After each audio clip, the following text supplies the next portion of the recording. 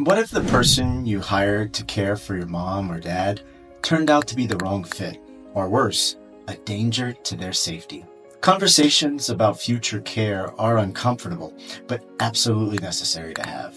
Let me show you the best way to start a conversation about future care. Coming up in this video, you'll learn the 3 key things: how to start a productive and stress-free conversation about hiring caregivers, the exact steps to find the right caregiver for your mom or dad, and practical tips to overcome objections and resistance from your parents about receiving care. By the end of this video, you'll have all the tools and the confidence to track these important conversations and take the first step toward ensuring your parents' safety and peace of mind. Imagine you're planning a road trip to a place called Peace of Mind. You've got 2 options. Follow a clear, mapped-out route that gets you there easily, or take a messy, confusing detour through a place called Crisis. Which would you choose? Starting a conversation about your parents' future is just like planning the trip. The earlier you map it out, the smoother the journey will be. But if you wait too long, you risk ending up in crisis, scrambling to make decisions under pressure. Let me help you plan the best route, starting today. Let's start with what might be the biggest hurdle: resistance from your parents. It's completely normal, and the objections usually sound something like, "I don't want a stranger in my house."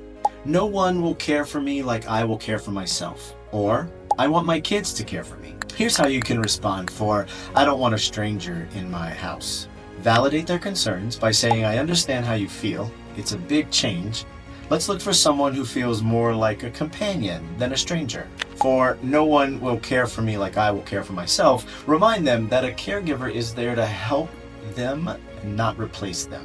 Say something like, "You're right, but having someone to assist with certain tasks will allow you to focus on what you enjoy most." For the objection of "I want my kids to care for me," be honest about your limitations. "We love you, and we will always be involved, but having extra support, Mom, ensures you get the best possible care." Empathy and reassurance are key in these moments. Show them that you're on their side.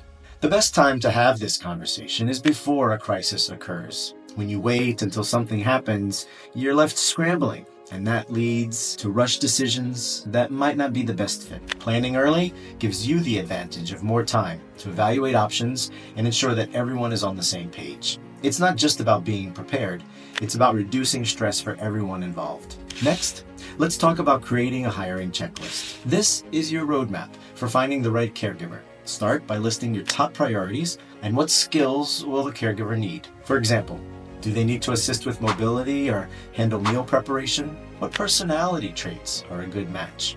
Should they be outgoing, patient, or detail-oriented? What specific tasks will they be responsible for? Having this checklist not only helps you stay organized, but also ensures that you're hiring someone who fits your parents perfectly. Finding the right caregiver can feel very overwhelming, but there are great resources available to help you.